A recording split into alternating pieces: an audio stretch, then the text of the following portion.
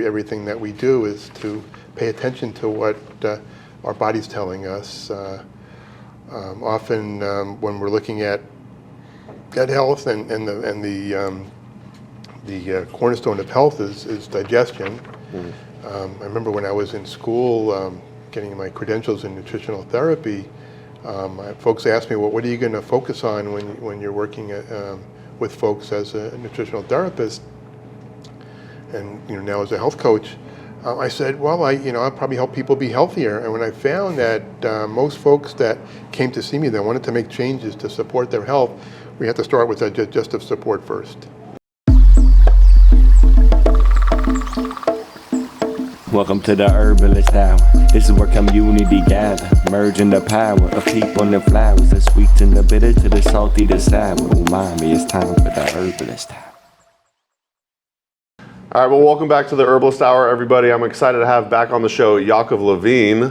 First time having a guest on twice now, so we really appreciate your time. The HerbRally audience asked a lot of these nutrition questions on a previous video of ours, and Yaakov was kind enough to come back on the show and go through a whole list more. So if you want to hear more about Yaakov's background and nutritional background, herbalist background, go ahead and listen to the last show. I'll leave a link to that in the show notes, of course.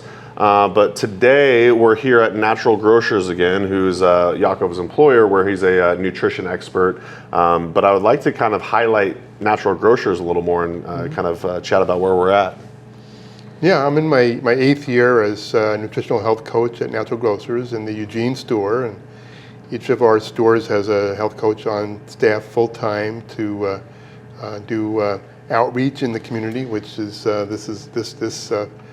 this adventure counts as, and I do recipe demonstrations here in my teaching kitchen behind us, and lectures here and out in the community as well. Our health coaches also offer free one-on-one health coaching and free personal shopping experiences. You can schedule a half-hour shopping with the health coach and go to naturalgrocers.com/Eugene to schedule that. And I offer nutrition education monthly classes to our staff. And probably what I'm most excited about as a health coach for Natural Grocers is the amount of continuing education I have on the clock with Natural Grocers. I have approximately about 160 hours a year of continuing ed, and it's all science-based. Everything is based on studies, and so everything I would be sharing here is reflective of that. And I'm grateful to have the opportunity to continue learning and to continue teaching. Yeah, somehow I've never seen a store quite like this where you actually could come to the store and take cooking classes and whatnot, and it's a really unique offering. And so are you saying that someone could schedule a health consultation with you through the website? Yeah, through the website, or call me at the store. Yeah. And there's you can schedule in person or through video or telephone as well. And my focus is mainly on my local community here in the Eugene area. But if you're someplace where there isn't a health coach, I'd be happy to give you some support. And so just again, go through the website or call our store. About how long are those sessions? It's an hour session. Wow, that is amazing. And it's wonderful to be able to do that. It's one of the things that attracted me to this position. I worked in private practice for many years, and typically an hour session would be about $100. So it's a great value. That's so cool. And obviously I know a lot more than I did back when I was doing my private practice as well. So I think there's even more value to what I have to offer. Yeah. Sure. Yeah. Well, shout out to Natural Grocers for hosting such a cool service. And I think we know someone who might want to take advantage of that, right, Amanda? Great. Awesome. Well, cool. You want to jump into these questions? Sure, let's do it. Sweet. All right. So again, these were all submitted by the HerbRally audience. So thank you for the great questions. And Jacqueline Bersano says, how often should you take bitters? Well, bitters is one of my favorite aspects of herbalism, the taste of the bitter herbs and how that works first with our brain and then with our digestive system to support our robust digestion. And we're probably a lot of you that are watching this right now maybe have a salad greens at the beginning of your meal, and sometimes we don't think about, well, why do we do these things? We just have a salad because we enjoy it. But typically, if we don't put a lot of sweet tasting dressings on our salad, on those greens, you'll notice a bitter taste.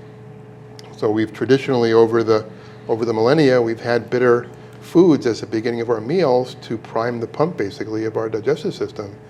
So the whole point of our getting our nutrient-dense foods into us is to be able to digest them and to get the nutrients. And bitters is a great way to do that. If you can support that fire of your digestion. We first trigger the production of amylase in our mouth to help digest starches, and then that sends a message to our stomach to start producing the hydrochloric acid and pepsin, and then the message goes to our pancreas that food's going to be hitting the small intestine soon, we better send over some enzymes. So there's a whole process that happens. It starts in our brain and works its way from north to south, from our brain down to the rest of our digestive system. So bitters can be a good integral part of supporting healthy digestion. So daily is fine, would you say? Yeah. How often? Yeah.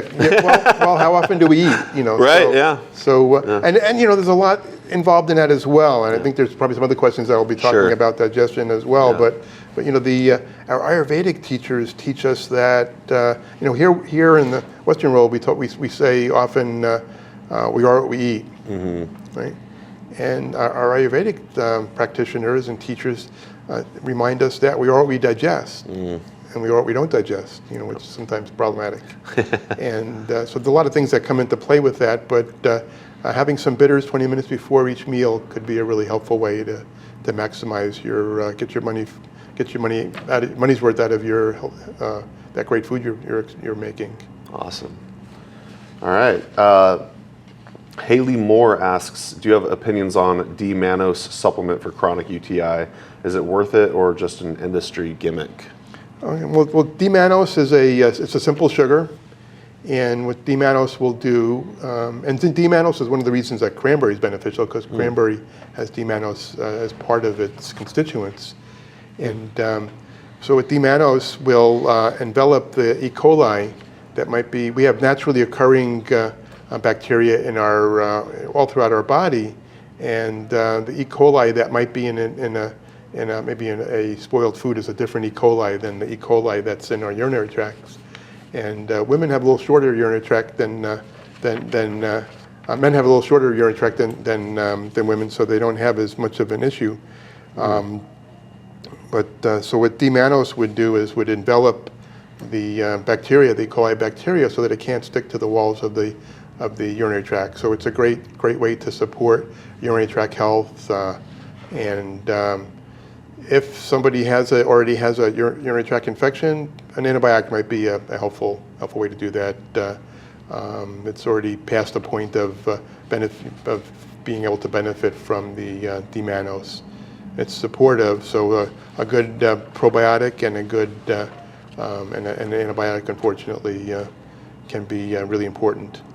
So to avoid maybe further complications, kidney infection or something like that. Good advice. Oh yeah, and I just remember this is a good time to say we're not doctors and we don't play one on the internet. Yeah. Seek advice from a qualified healthcare practitioner, but still really good advice. Yeah. D-mannose is new for me. Somehow I managed to never hear that one. But so Faye Pemberton asks, what are your takes on anti-nutrients that many of our healthy foods and much of our vegan and vegetarian-based diets are full of? Well, anti-nutrients, when I first think of when I saw that question, I thought of phytates that we find in legumes, beans, and in grain. And we've learned over the years that if we don't properly prepare them, they can have a negative impact on our health.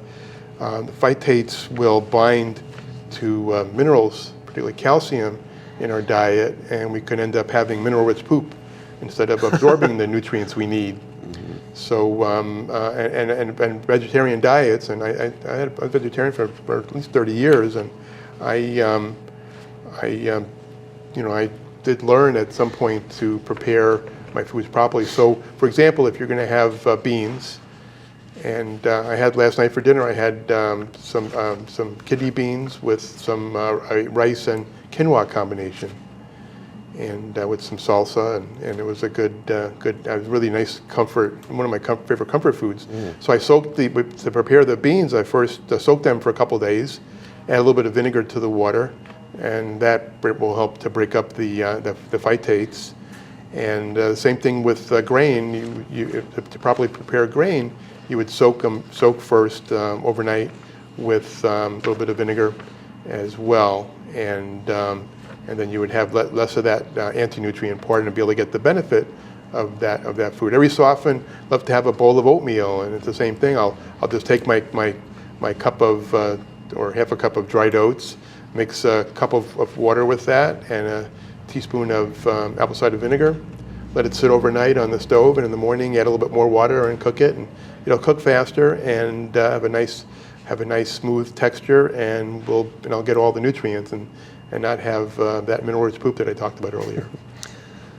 One of the things I always think of when I think of anti-nutrients, and I'm not going to be able to articulate it the way you might be able to, but say like an egg over easy, there's like an anti-nutrient is what I've heard in the egg white, so you got to cook it properly in order to digest the proteins, and then that egg over easy allows the yolk to be uncooked, where there's a lot of, if you eat it raw, there's a lot of really good constituents that way. So do you have any information on that, or am I just spouting nonsense? Yeah, no, we have a B vitamin that's really important, biotin, that will bind to the constituents in the egg white if it's not cooked properly. Okay.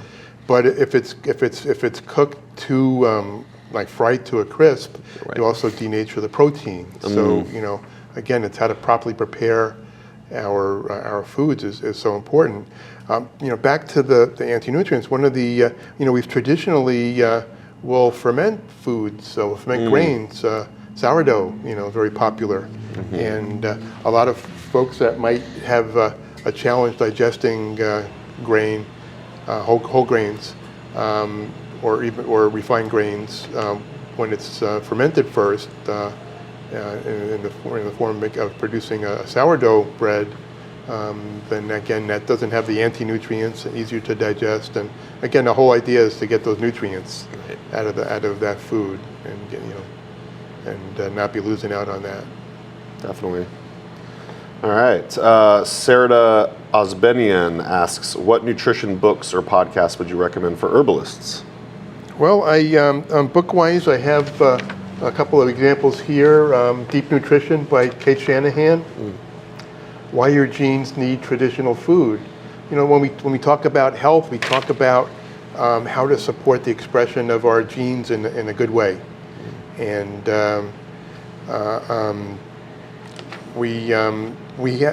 was talking to somebody recently in a coaching session, and they were concerned because of all the different ailments that their parents and grandparents had, and they said, well, I don't, that person was still like around 40, and said, I just don't want to go there. I want to be healthy and have a healthy life. And I explained that the science of epigenetics, where if we make better choices, diet and lifestyle, then we will be healthier. We don't necessarily have to have the diseases that our ancestors had. A lot of my ancestors had heart disease, and I don't have that. I made some choices at a younger age. My dad was an invalid because of that, and growing up that way, I made some changes in my younger years to be eating healthier. I'm never perfect. We all have our ups and downs as far as how we do our diet, and at this point, I even shoot for 80% as a good way to do that. So I really appreciate Kate Shannon's book. After many years of practice as a physician, and she was the nutritionist for the Lakers at a certain point. Oh, I didn't know that. LA Lakers, but so from her experience working with many patients, she wrote this book as a guide to how we can use nutrient-dense diet to support healthy gene expression. Another educator that I like on podcasts, and I use his work a lot for some of my continuing education that I get, is Chris Kresser, and he's has a functional medicine institute. And he's a great teacher and just very, very wise and very balanced, and always offers on his podcast he interviews folks that really know what they're talking about, and it's all again science-based. Recently listened to a podcast. He had a couple of experts on regenerative agriculture, which I'm very, very excited about, and how we can support the health of our bodies with healthy food, and also the health of the environment by growing our food properly. I've heard really good things about Chris Kresser. So those are a couple of my suggestions that I would, Awesome. as educators. Nice. I actually have that deep nutrition book on audio. I haven't started it yet, so Some of those books, I like audio somewhat, but those kind of manuals, I want to be able to go through the pages. Totally. Just got to go through the pages. Same thing with Cheryl Tilder's book. Good point. Herbal Nutrition. I have those on audio, and I have them on my. I don't even enjoy those kind of books on my Kindle even. Right. Like to have the actual book. Very old true. School. Yep. So Rihanna Osborne asks, I read in my herbal studies that the ancestral diet is the most ideal diet for humans, and that grains and sugars are to be avoided. How accurate is this information? Well, we and that's and Kate talks about that in her book as well, about how what we used to eat before we had agriculture, when we were hunter-gatherers. One of the aspects that I see problematic with the with all of the grain and I guess agricultural products is that we have the opportunity to be constantly feeding ourselves, just eating all day, and we're not really designed to do that. And we're designed to be not having treats often, sweets. The amount of sweets some of us might have in a week might be like a couple of years worth that our ancestors had, and I don't think we've genetically changed so much. So when we talk about genetic expression, back to that, a lot of the itises and a lot of the chronic diseases we have are from having that abundance of processed foods that we have available. It's and I work in a store, so we support that here, but we also support regenerative agriculture and pasture-raised dairy and things in a good way. We probably couldn't have a grocery store without a cereal aisle. I would be okay with that. Yeah. But it's we want to have what our customers we try to get the best we can have of those categories. But I think the abundance we're seeing impacts on our mitochondria, not having much energy as we should have. One of the things that I try to do is to have a shorter eating window. To only be eating between 12 or 1 till about 6 or 7 in the evening, and to have that other time from 6 at night until till noon the next day, to have that time as a non-eating window. So I'm having time that my body's able to do all the repair and all the other processes that happen when I'm not using so much energy for digestion. And I feel a lot better when I do that as well, with less cravings. And again, we're designed to have that that kind of a diet, and more traditional foods, fermented foods, and healthier quality meats, organ meats, a lot of the nutrients.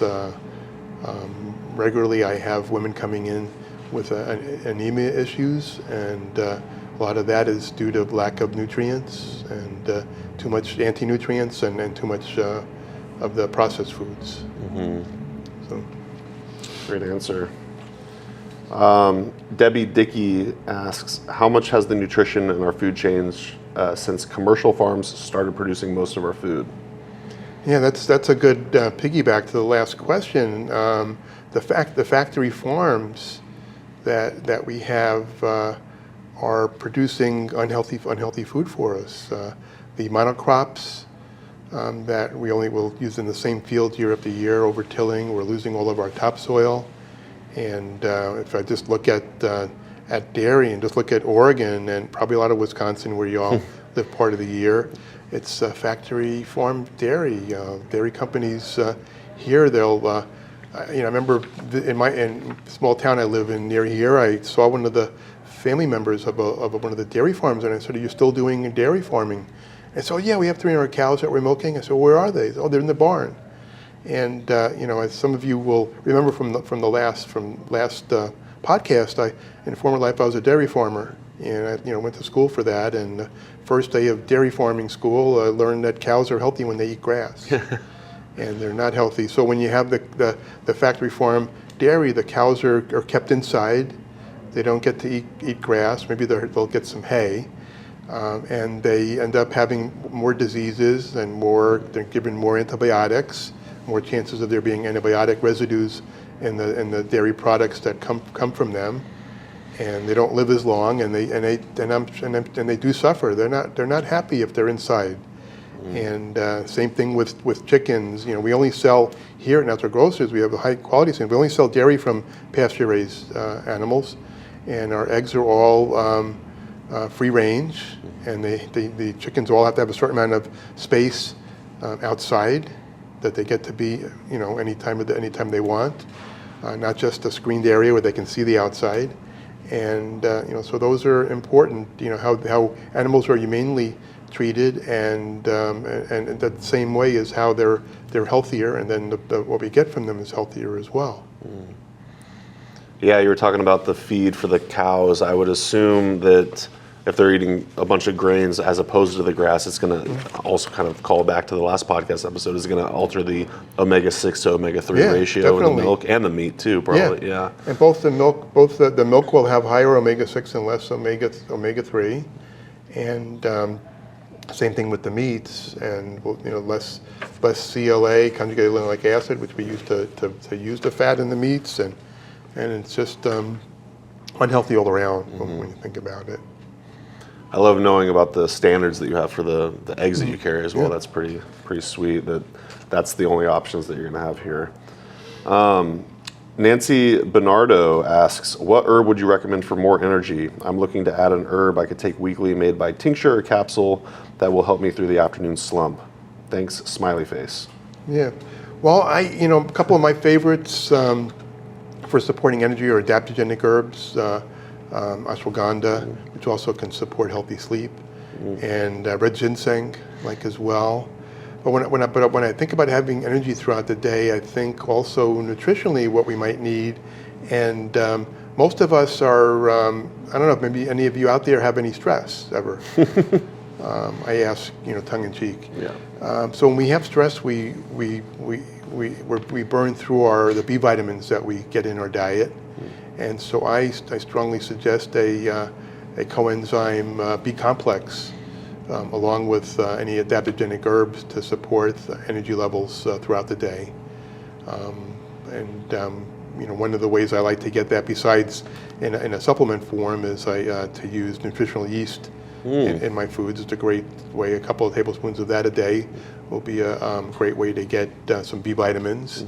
One of the ways that I was convinced to move up to this area from Southern Oregon was my wife and I came up to visit some family, and we went to the movie at the old Bijou Theater, and they had popcorn with nutritional yeast. I said, okay, I can do that. I can live in a town with a theater like this that has nutritional yeast, and it's a great, again, B vitamins help our body convert our food to energy, and very important source of energy throughout the day. And instead of that extra cup of coffee that can just put more stress on your reserves instead of giving you more energy.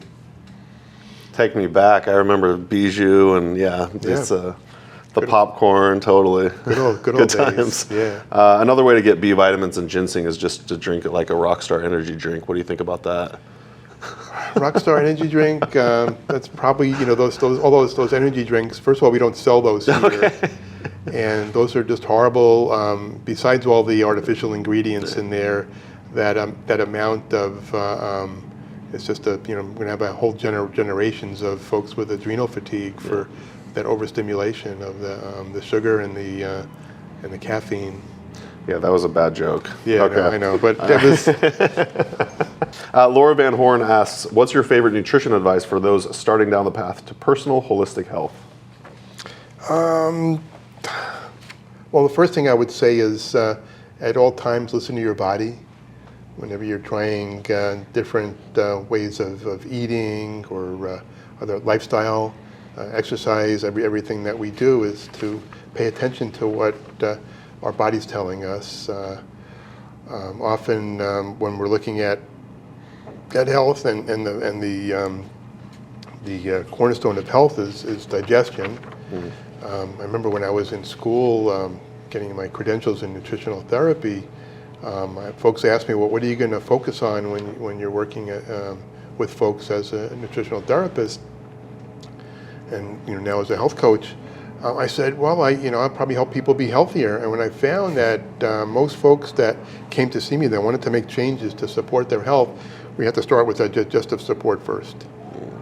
Because regardless of what they had going on as far as maybe they had some issues with cardiovascular health or blood sugar imbalances or other things, there was always a digestive component that needed support before we can go into the other goals that they had for health. So starting out with making sure that you have that robust digestion, really important. Obviously, with healthy nutrient-dense foods that you'll be digesting with that, supporting your digestion. And again, like I said earlier, we are what we eat, but we are what we digest. Yeah. We are what we don't digest. Yeah. Always comes back to the digestion. It really does. It really does. Yeah. Christine Madde asks, what are your top foundational foods that are a staple for you? Also, I've been thinking of going vegan, but I don't really like to cook, so wondering about your suggestions on that. I understand that everyone is different, but meat, eggs, fish, and sugar are acid. So I'm going to give up for at least 60 days. Any suggestions or thoughts would be appreciated. Well, certain foods that we eat that will trigger an acidic reaction, and there are other foods that we eat that will trigger a more alkaline reaction, which is why it's important to, just like your mom said when you were younger, to eat your vegetables. So we can. The reason we have these foods available to us is because they bring us into balance when we have them together. It's not an accident that happens. And in her book, Eating on the Wild Side, Joe Robinson talked about all the healthy forms of fruits and vegetables that we used to have that had a lot more nutrition, but how she came about writing that book. She was one of the country's experts on pasture-raised meats. And she came to the realization that there's a missing piece, that if we don't have the healthy nutrients from the vegetables and the fruit, then we're not going to really be able to get the best out of all those healthy meats that we're eating.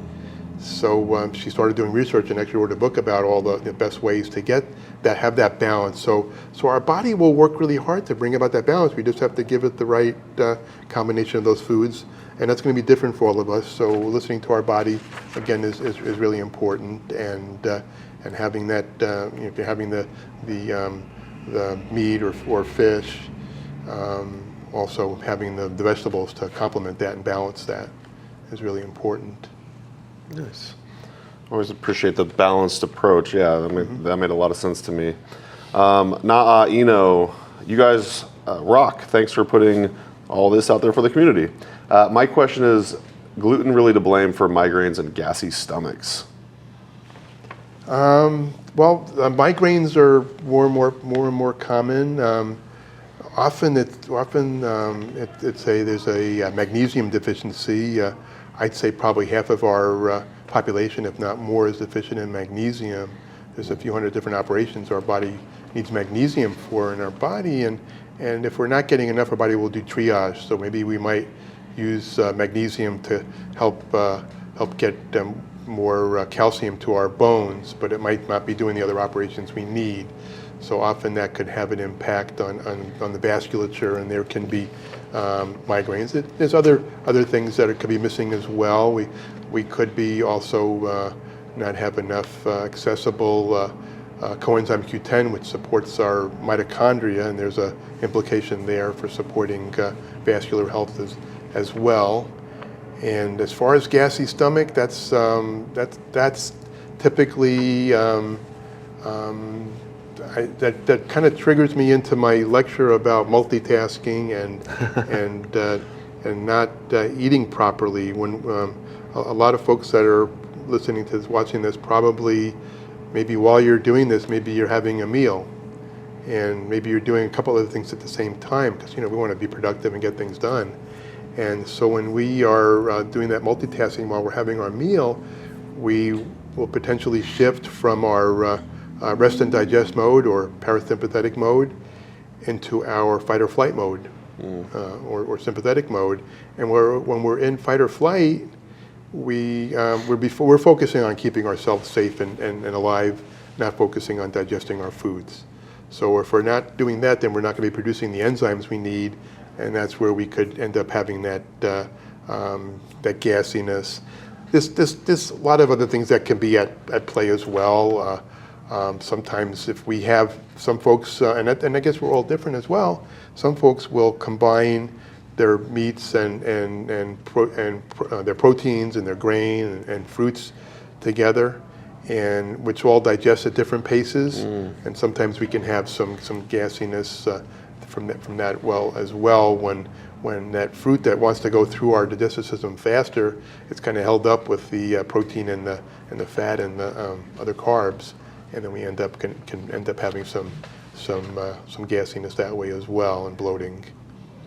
But a lot of it is, I see more and more that multitasking and not digesting, and some of the same folks will come in down the road and say that they're also having some heartburn and acid reflux, and when our that whole mixture that we've chewed really well gets mixed up in our stomach, and think of your stomach as a blender, and then it has to move from our stomach to our small intestine.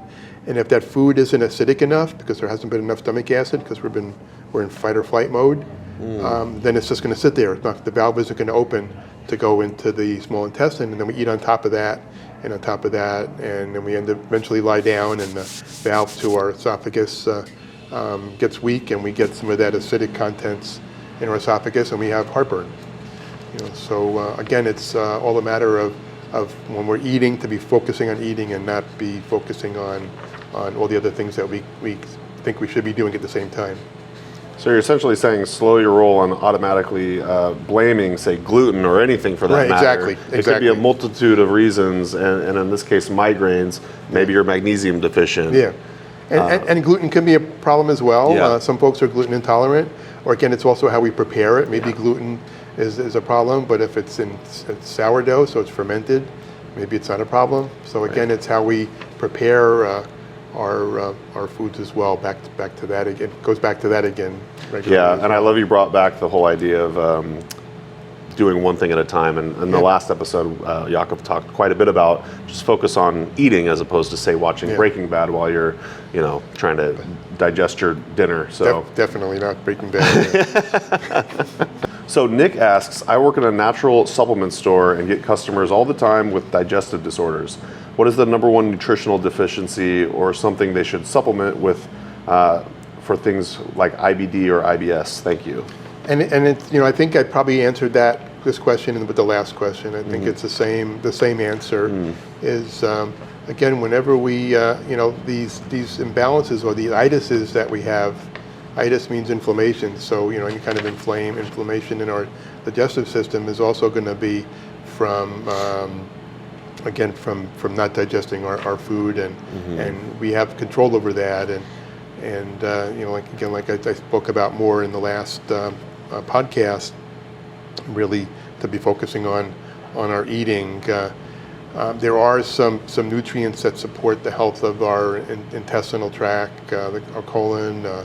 Glutamine is an amino acid that can be helpful, and supporting ourselves with some enzymes as well. But again, focusing on our meals, and I'm going to give everybody that's watching today, I want to give you an assignment to, whenever you can, to do what I call eating meditation. So when you're having your meal, make your meal be the only thing you're doing. Put the phone away, put the magazines away, maybe you don't even have somebody else eating with you. Just eat by yourself and just focus on that food. And try that a few times and see how much better you feel and how much better you absorb and digest. And you can actually connect with the nutrients on a nutrient level that way as well. So that's your homework. I love it. I realize if you do eat a meal that way, it might actually slow you down too, as opposed to say just like wolfing down the entire meal. Of course. Which is also going to probably be better for digestion. Yeah, years ago I did a 10-day meditation retreat, and so we do everything you do meditatively, and the meals. And I don't think, and the food was amazing there as well. It was organic. Food made with a lot of love, and we all got to take part in the preparation of the food as well, but not talking or doing anything else. You were just focused on the prep of that particular piece. I don't think I ever felt so nourished. Wow! As I did those meals that I had those days, and again eating slower. And that was another thing, like our moms told us: to eat your vegetables, chew everything really carefully, and not eat too fast. But of course, what did moms know, right? Right. All right, well, listener, you heard the homework. I'm going to do it too, so yeah, I love it. And I'd love to hear feedback. Yeah, that'd be great. Leave them in the YouTube comments below. Yeah. While you're at it, will you like this video and hit the subscribe button? Sorry, that was for Amanda. Okay. All right, Kathleen Drew asks, I hear so much these days about needing to take daily vitamins to ensure that we can get all of our required nutrients. And even if we eat a balanced and varied diet, it might be difficult to get what we need. I'd like to know what your thoughts are on that. Yeah, as I mentioned earlier, learned in Joel Robinson's book, Eating on the Wild Side, our produce isn't as nutritious as it used to be. So, the whole recommendation, apple a day keeps the doctor away, maybe 2 apples a day would be closer. And unfortunately, the foods we have now, if we're getting organic, we're getting more nutrients. There's been plenty of studies to show more nutrient density in organically grown, and biodynamically even better. And regenerative agriculture, even that next level of just having more life in the soil, so there's going to be more nutrients in the food. But there's always going to be something missing, even with that. Again, I mentioned earlier that I shoot for doing things as best I can 80% of the time. So I take a multivitamin to fill in those little gaps. And there's other nutrients here and there that I target. For example, we talked earlier about D-mannose and cranberry. I get a chewable cranberry to support oral health. Yeah. So the cranberries you can eat cranberries that way, but they're not always available. More available during the Thanksgiving season. We definitely can use targeted support, and that's one of the things I enjoy about the one-on-one coaching I do is I get to sit down with folks and we can look at their diet and look where the foods are coming from, how they're preparing, are they multitasking while they're eating. We can look at all those aspects, and then we can pinpoint what each person needs to support themselves dietarily. A lot of folks might be taking more supplements that they need, or they're overlapping and duplicating. Yeah. So we have an opportunity to do that as health coaches here at Natural Grocers. Yeah, we probably covered this last time again, but I feel like a really simple and probably somewhat affordable way to supplement would be to get the magnesium supplement, and that would kind of cover a lot of your bases. Do you recommend that for most people? When we're at Natural Grocers, we look at foundational 5 that are really important for all of us to have to be in balance, and the first 4 are multivitamin, a source of EPA and DHA, either from fish oil or from algae, vitamin D, and magnesium, and then the 5th part of the foundational supplements might be something like lutein to support eye health and brain health and skin health. So there might be other nutrients that are needed as well. So and again, everybody, if your diet is somebody diet is better, maybe a one a day might be enough as far as a multivitamin, or if that person is having a couple times a week sardines and salmon and herring and getting some of that cold water fish nutrients, then maybe they don't need to have the fish oil supplements as often. And typically, regardless what their diet is, they need usually about 400 milligrams of magnesium as a supplement to have a sufficient amount. Nice. Awesome. We're just flying through these. So Tammy Miller asks, what are your thoughts and practices regarding the link between mental health and gut health? Well, there's always that connection. Our brain and our gut are connected by the vagus nerve, and and our gut is considered by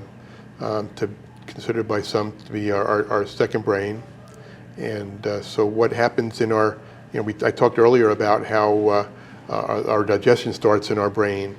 And there's that connection. Have any of you probably heard the term butterflies in your stomach when we're nervous? So that starts in our brain. We have something that we have concern over, we're nervous, or doing a new thing, or speaking in front of a big group. And in my case, sometimes there is that connection. I'll feel something I'm thinking I'm going to feel in my gut. And we have found that when we have healthier gut flora, healthy microbiome, that supports healthier mood. We produce the neurotransmitters that we need in our gut for our healthy mood. We produce 70-80% of our immune system emanates from our gut, so that's going to impact our mood as well. When we're in our mom before we're born, our brain and our gut are right next to each other, and as we elongate and get ready to be born, and then we mature, that nerve still keeps us connected. That vagus nerve still keeps our brain and our gut connected. So definitely, again, that's how that multitasking impacts our digestion. That connection that we'll always have. Wow. Amazing. Dragonfly Farm asks, awesome way of helping out the community. Oh, thanks, Dragonfly Farm. My question, pregnant women need higher levels of protein. What are the best ways to increase protein levels for someone who desires to be on a plant-based diet? Okay, again, properly preparing. So if you're going to have beans and grain on a plant-based diet, so soaking your beans and your grain ahead of time. If you can do, if you're having bread to sourdough or sprouted flourless bread, that would be healthier, more protein and more other nutrients. So how properly prepare, getting the best ingredients you can. Supporting digestion. There's the first trimester. Sometimes it's hard to eat as much because of sometimes with digestive upsets or some nausea. Also, a good way to get some extra nutrition is to make a plant-based, a good plant-based meal replacement powder or protein, and between meals to have an extra protein or meal replacement drink or gain. You can get it could be a good choice. It's plant-based, it's organic, and you can even get that already mixed up in bottles, or you can get it in a powder, and just have that little extra between meals to help support the extra nutrients you're needing during pregnancy. And typically extra fish oil supplements can be helpful as well, particularly in the last trimester. Most of the DHA that we get in our fish oils or our algae oils will be going to the developing brain in the fetus. So getting some extra you're eating sardines more often. I know that's not a very popular food for folks, but it's so nutrient dense with those healthy fats. But salmon and herring and mackerel, those are all good choices. Anchovies, all good choices as well. Awesome. So Jesse Jens asks, this is fun. Thank you for the community that you've grown and continually expanded with your tending. Thanks, Jesse. I'd like to hear about cooked foods versus raw foods and what an optimal balance might be per season, body type, or other factors. Yeah, I get that question a lot, and with healthy digestion, we have the tools, our inner tools, to be able to break down and digest cooked foods and raw foods. A lot of folks that come to see me, though, are having digestive challenges, and often as part of the healing process, we might limit their vegetables to being cooked vegetables, so that that takes a little bit of the stress off of their digestive system, and to support healing, and also a way to get more of the benefits. And so it really depends on where that person is and how their health and how much digestive fire they have. I love having a salad before meals, but not everybody can digest the greens easily, and so they're not really going to be getting the benefit from that. They might enjoy it, but not get the benefit. So we want to find that balance of enjoying our foods, but also getting getting those nutrients that we need. Yeah. So it all depends on the person. There's a concept that I learned first day of nutritional therapy school, was biochemical individuality. We're all different. We all have different needs, and that changes depending on where we're at in our lives as well.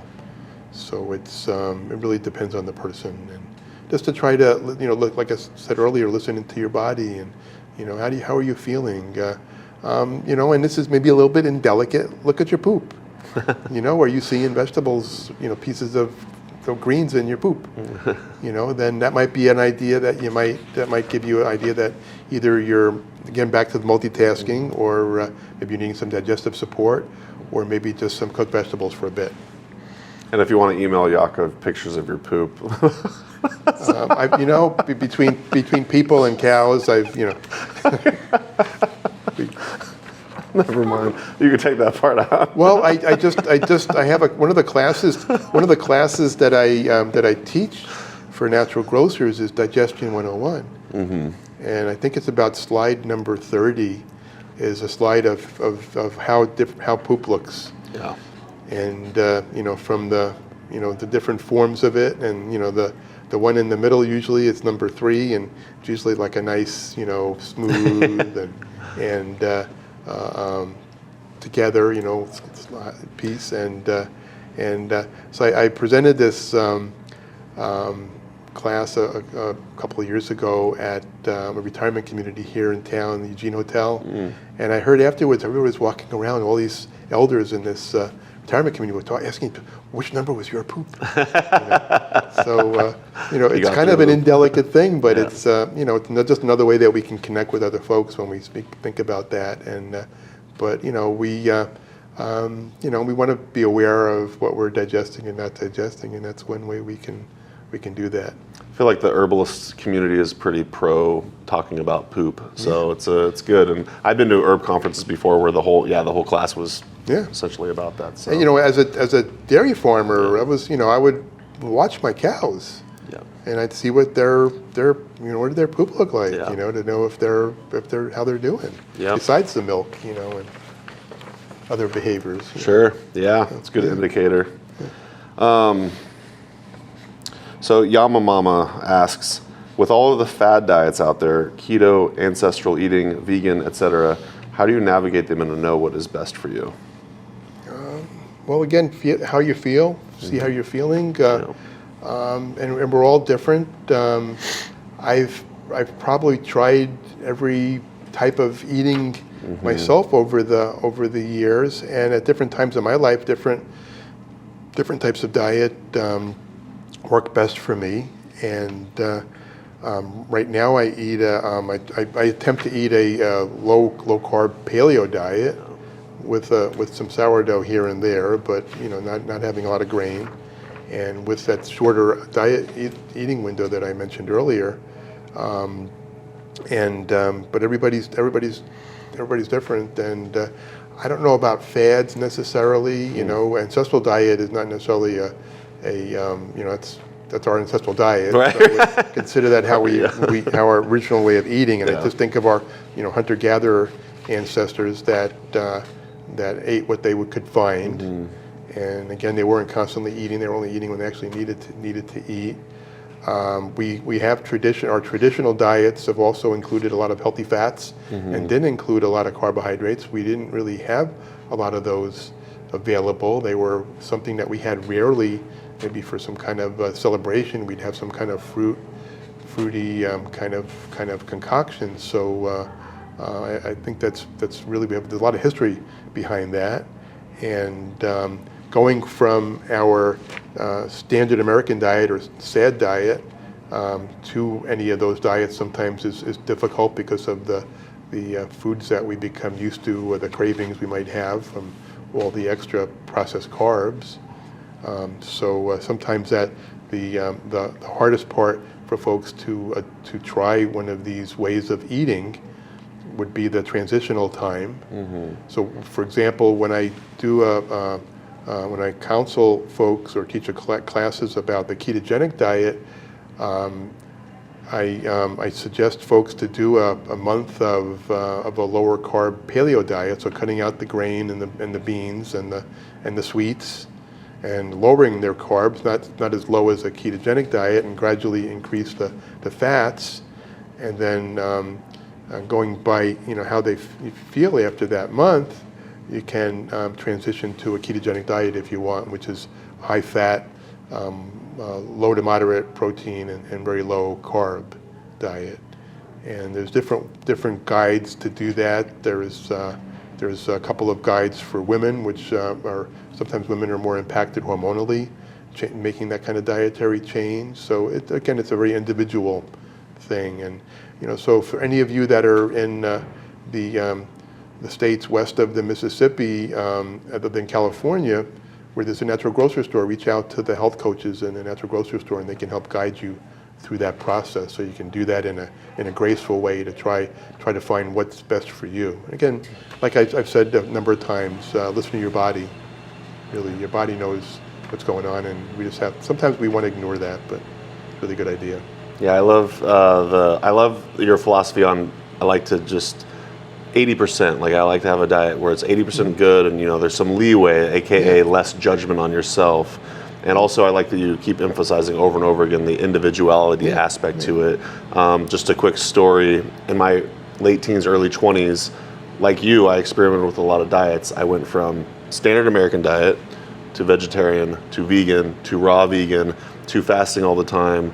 And looking back, I view that behavior as pretty extreme, and I was pretty obsessive over it, and there was also a lot of judgment that came with that.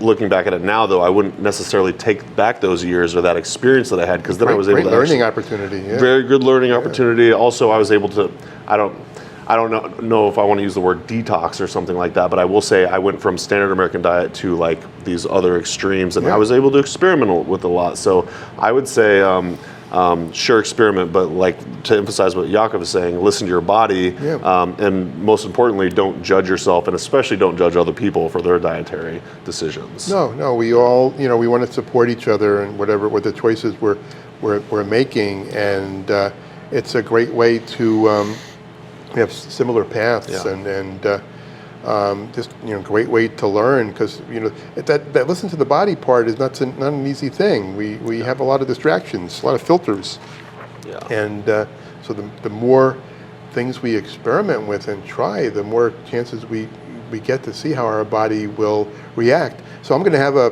birthday next month. I'm going to eat a piece of carrot cake. It's not something I regularly eat, but I'm going to.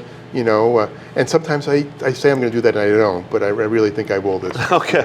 Well, there's some beta carotene in there probably. Yeah. Well, I have for many years wrote a newspaper column, and I did write a column on the health benefits of carrot cake. Because my birthday was coming up, and I was going to have carrot, or it might have been my wife's birthday coming up in December, and so a lot of my enjoyment in researching nutrition is to justify the things I enjoy. So I've done a lot of research on chocolate and coffee. Yeah, sure. But there's a lot of healthy nutrients in carrot. There's carrots. There's eggs. Yeah. There's some protein in the cream cheese and the frosting. I know this sugar. I know that.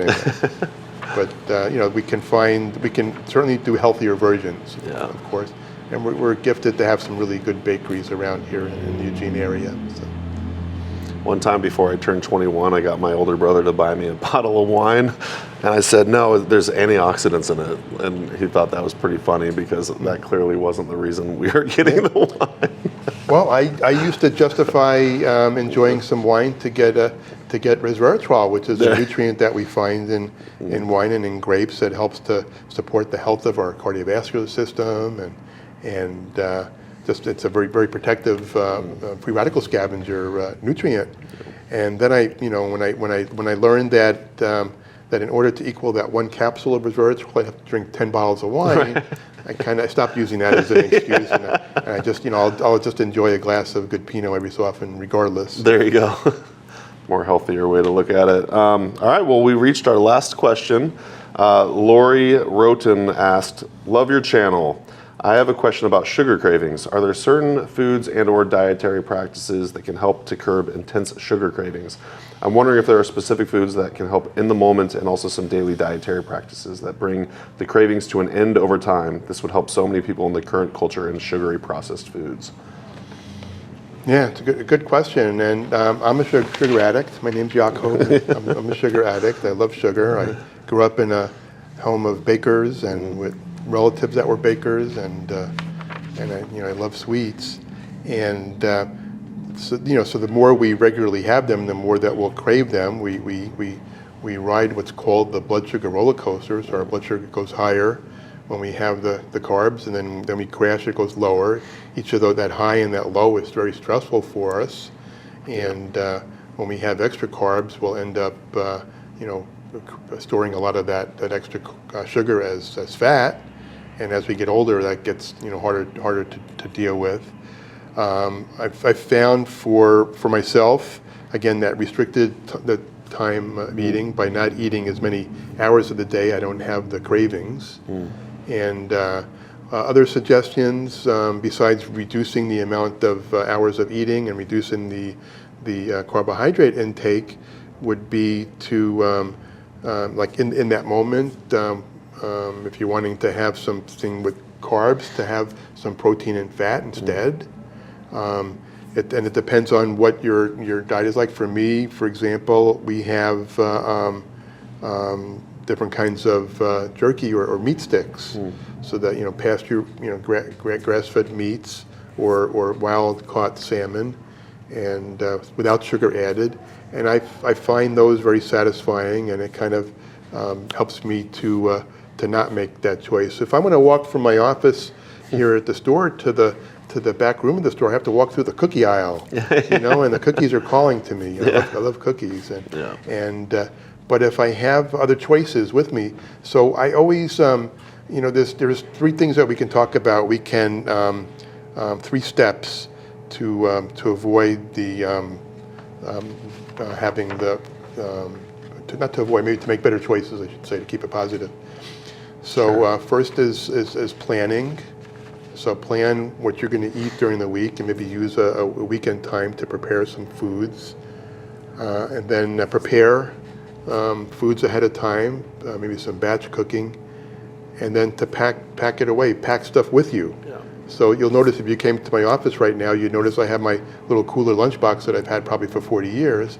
And that's always with me, so I always have some kind of a healthier choice with me, so that I can, in that moment, I can have something better to eat, even if it's even if it's something sweet like an apple, instead of driving through into a drive-through, So I think just being prepared, like we learned in the Boy Scouts and the Girl Scouts, and it's a great way to support making better choices.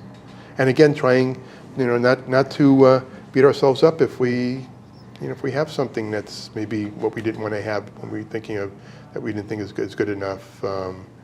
Try to do the best we can and support ourselves, and try 80% again, like I mentioned. Yeah, I love that. Yeah, it's almost like treating yourself as if you're like taking a child somewhere. You want to pack those snacks so they're gonna have something available. Oh yeah, I always have to have some sort of like protein or fat with me when I'm on the road, because I don't want to have to resort to something like the cookies or whatever.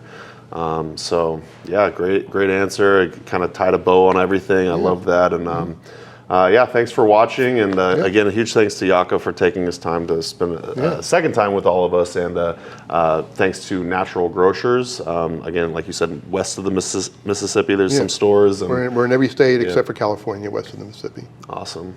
Well, very good. And thank you and Amanda for what you're doing to support our community and as such a great resource of herbal education and some nutrition education. And so I'm honored to be able to be a part of it. Awesome. Glad to have you. And Amanda, did you want to jump in here and say hi? Or okay. Awesome. Well, thanks. We'll see you in the next episode. All right. Take care, everybody. Thanks so much for watching today's episode of the Herbalist Hour. If you enjoyed it, please give it a thumbs up. And if you want more great herbal content, be sure to subscribe to our HerbRally YouTube channel. If you enjoy these Herbalist Hour episodes and you'd like to join us live, you can do so by becoming an HerbRally Schoolhouse member. Learn more at herballi.com/schoolhouse. And if you want to get your first 30 days for free, use coupon code YouTube30 at checkout. So our HerbRally Schoolhouse members get access to exclusive video classes, monographs, and a lot more herbal community discounts, along with joining these live Herbalist Hour interviews. So one more time, herballi.com/schoolhouse. Enter coupon code YouTube30 at checkout to get your first 30 days for free. All right, we'll see you in the next episode and take care.